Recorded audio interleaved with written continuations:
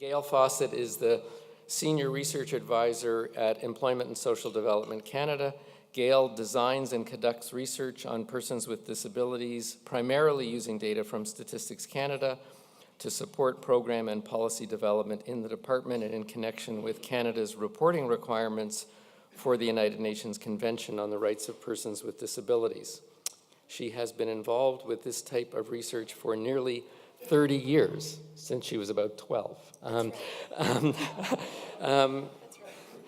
Gail also participates in questionnaire design and data development. So Gail, over to you. I have two presentations this morning, so, and I don't want to follow any of the PowerPoints religiously because we don't have enough time. The first survey is about I'm going to present just a few of the results from the survey, but everything I'm presenting today is in the article that was released like a week ago today on the 28th. So if you want sort of more in-depth information, it's really easy to find on Statistics Canada's website. So nothing new here, but I'm just going to give you a few quick stories.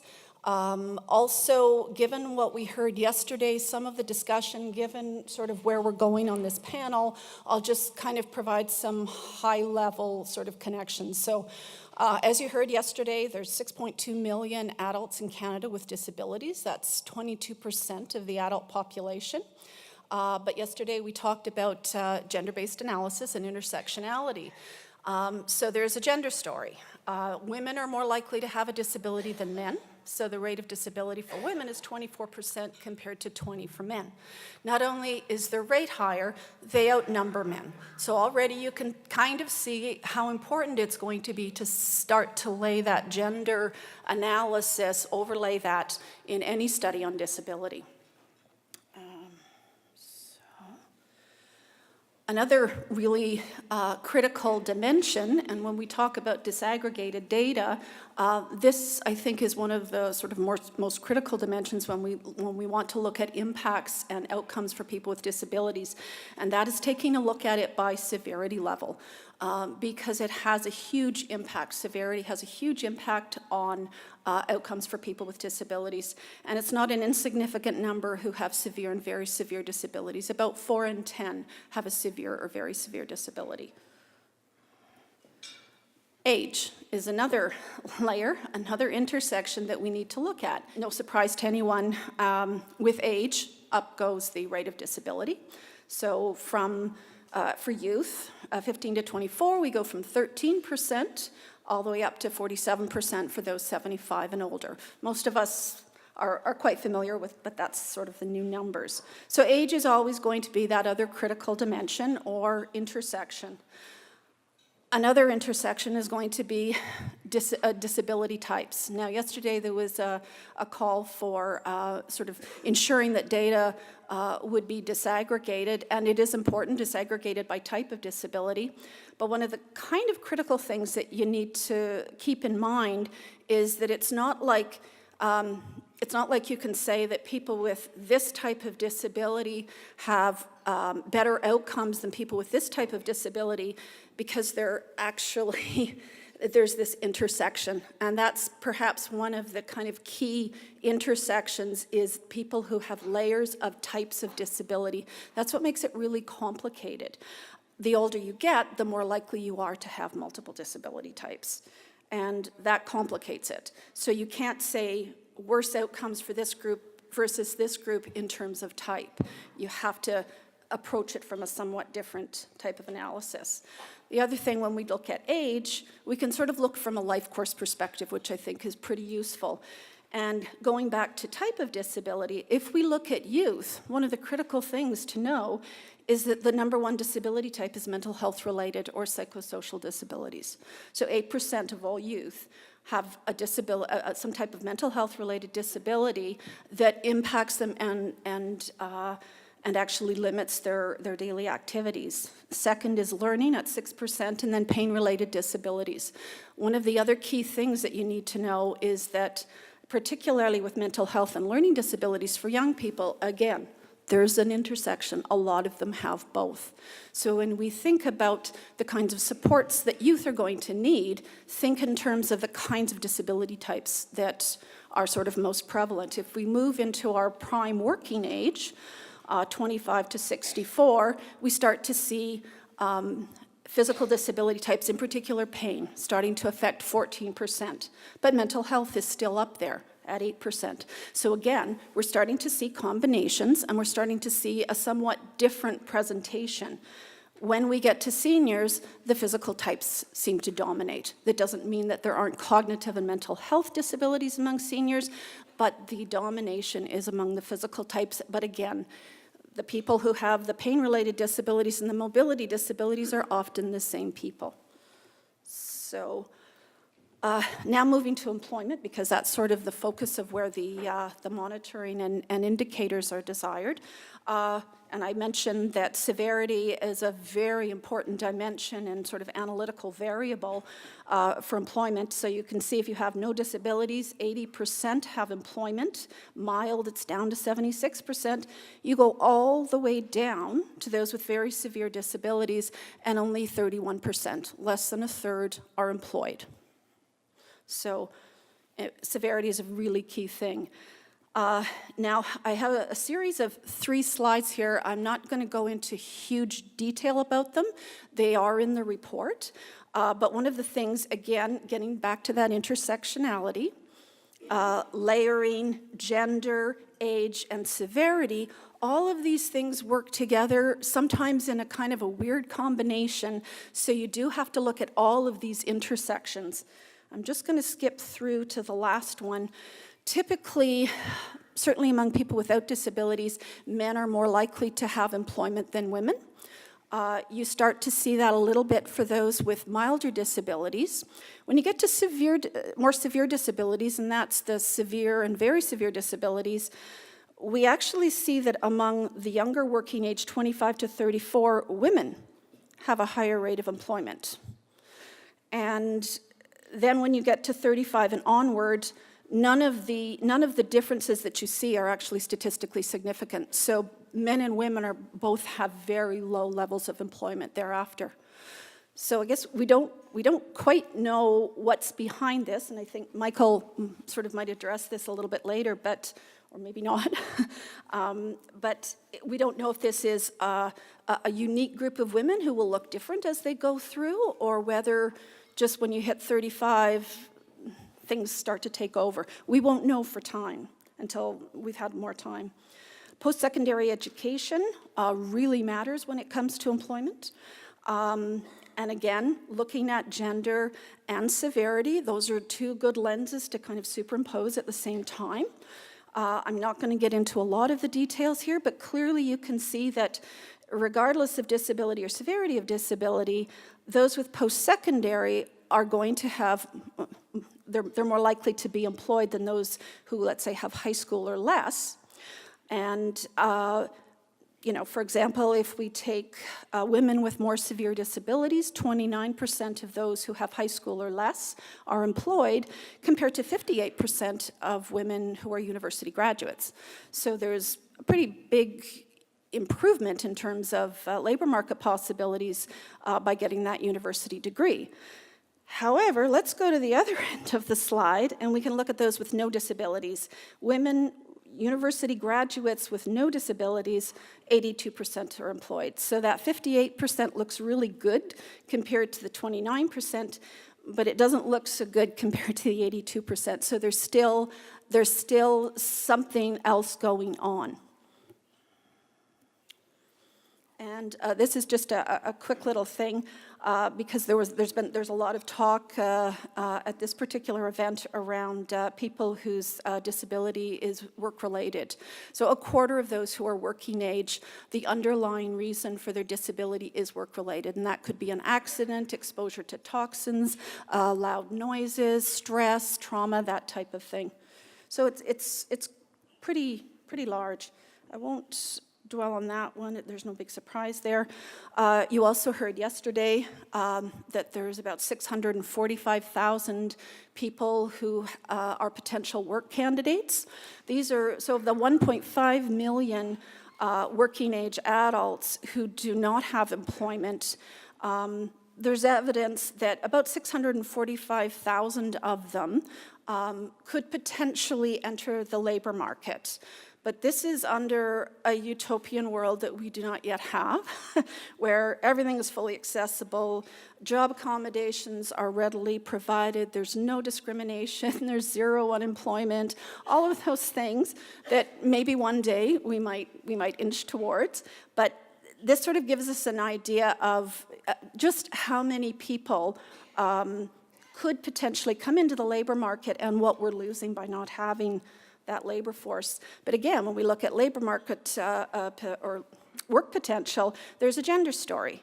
If you just look at rates, and so you're looking at those who don't have employment, 42% of men are potential workers compared to 37% of women. So it looks like men are more likely to have work potential, except don't forget that women outnumber men in terms of having a disability, and women overall, particularly when you include those with milder disabilities, are less likely to be employed, so they're more likely to be in this category. So if you look at the numbers story, you see something different. Women potential workers outnumber male potential workers. So it just sort of gives you an idea of some of the ways, and when you're coming up with ideas for indicators, how you might sort of ask those questions and make sure that the indicators that you choose are looking at things from different directions.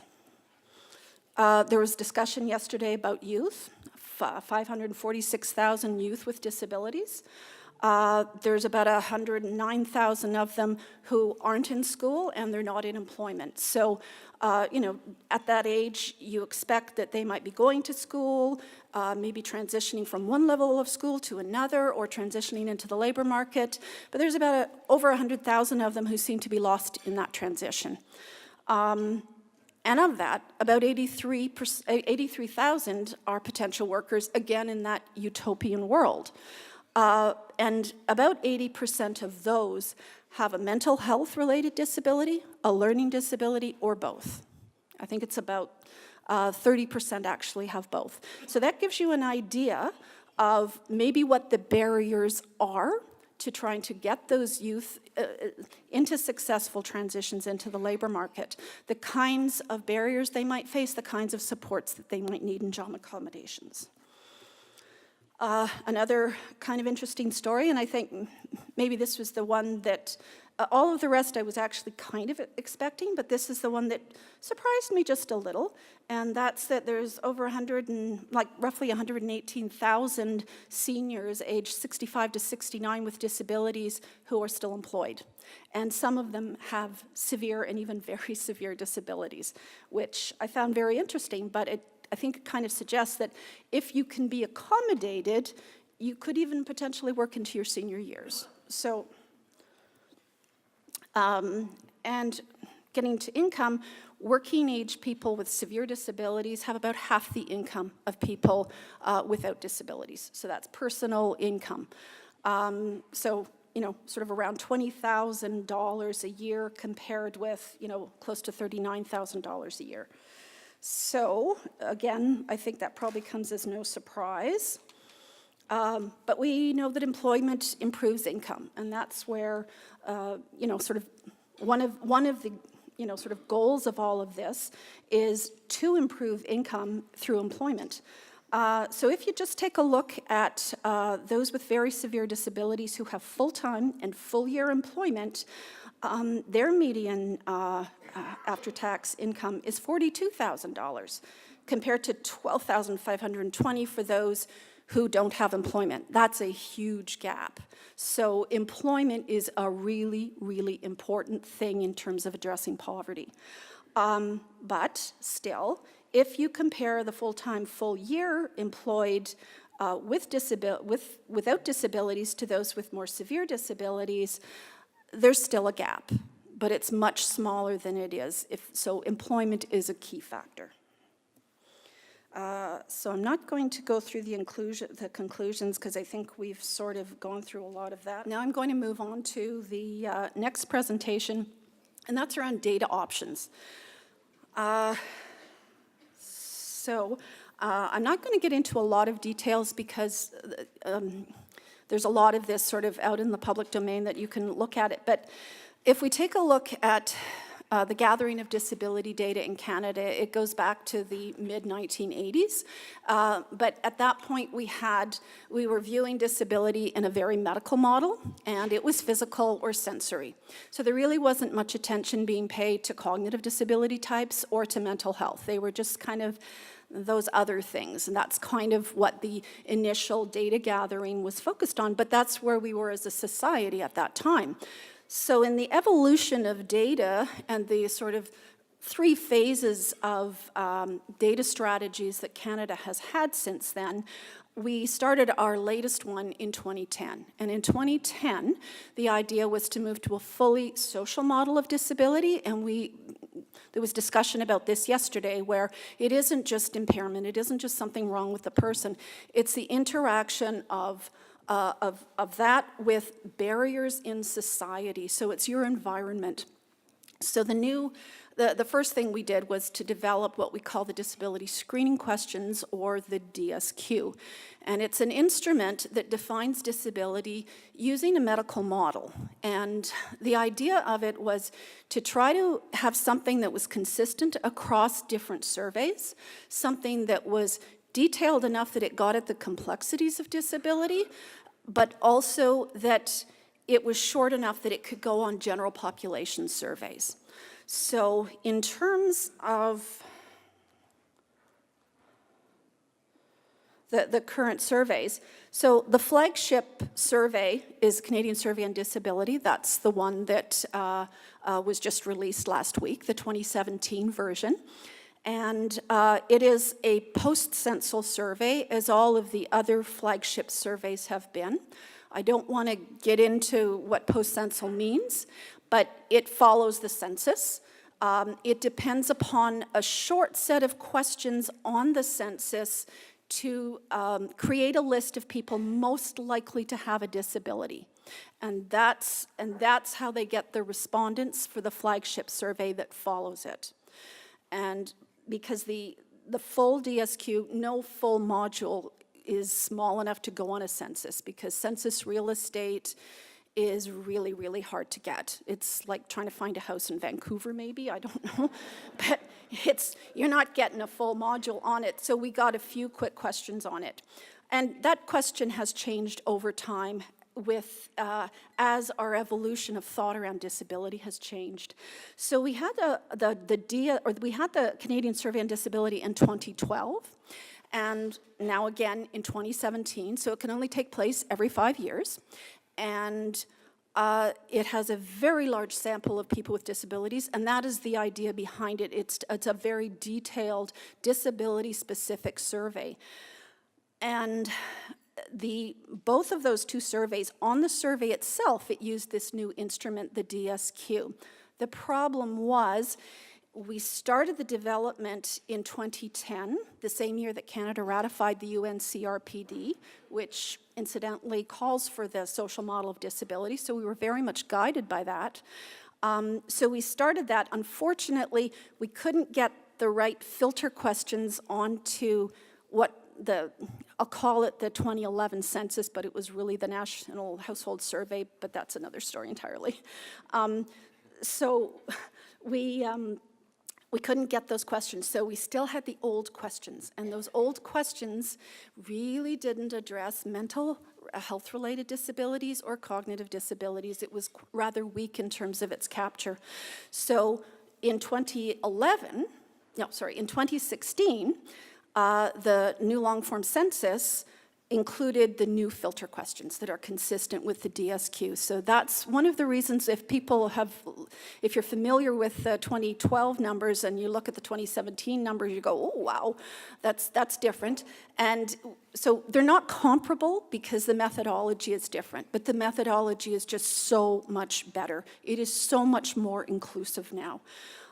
So that's why there's no comparability between 2012 and 2017. It's unfortunate, but it is long-term for the best.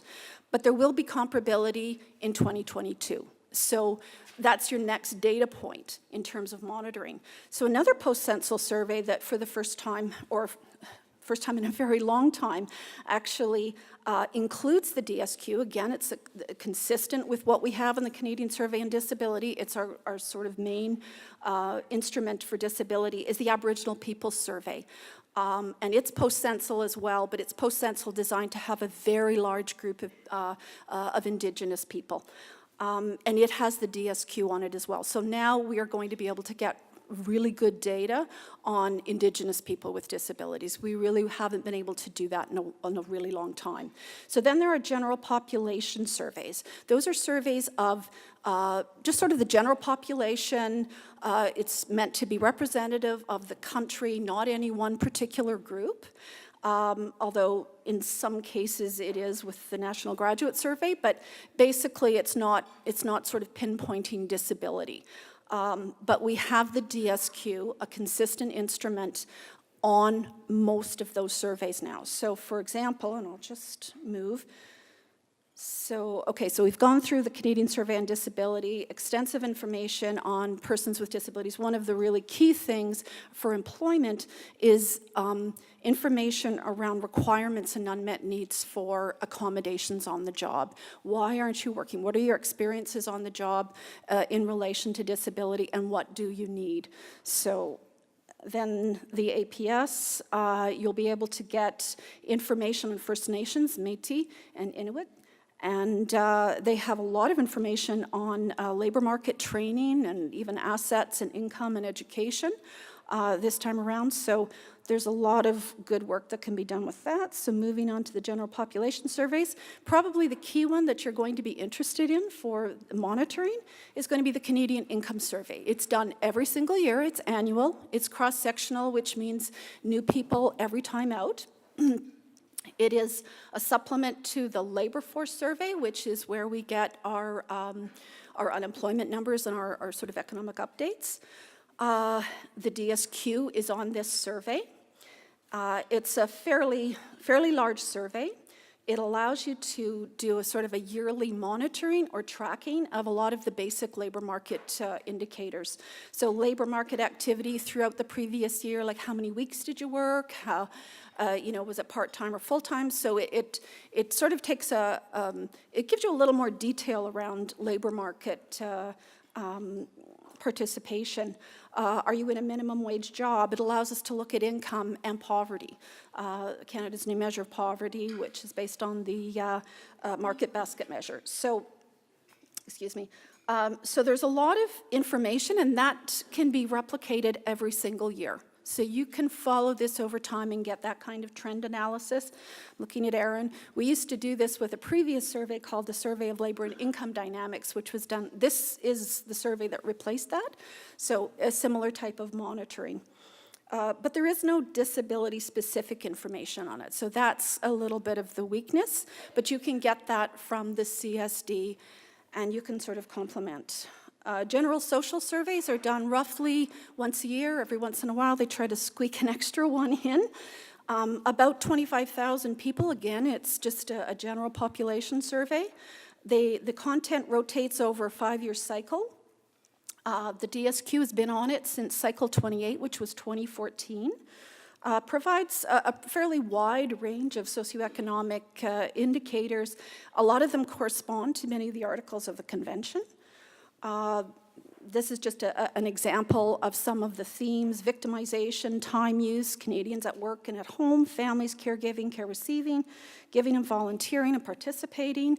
So you can see, for example, questions around volunteer participation, which for people with disabilities can be, there was a lot of discussion around that yesterday. So there are bits and pieces of these different surveys that also could be good sources. And the other important thing is the DSQ, 5 minutes? Okay, so I'm great then for time. So the other good thing is a lot of these surveys, Now you can, in the past, you could get with a disability, without a disability. That was the only flag we could get on a general population survey.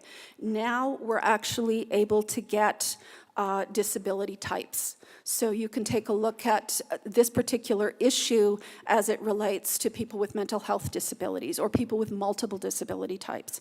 So that's one of the really key things that this latest data strategy has brought us. It's more analytical power. And then there's the Longitudinal and International Study of Adults, otherwise known as the LISA. It started in 2012, and now this is a longitudinal survey, meaning that in 2012 they had a sample of individuals, and they interview them every 2 years.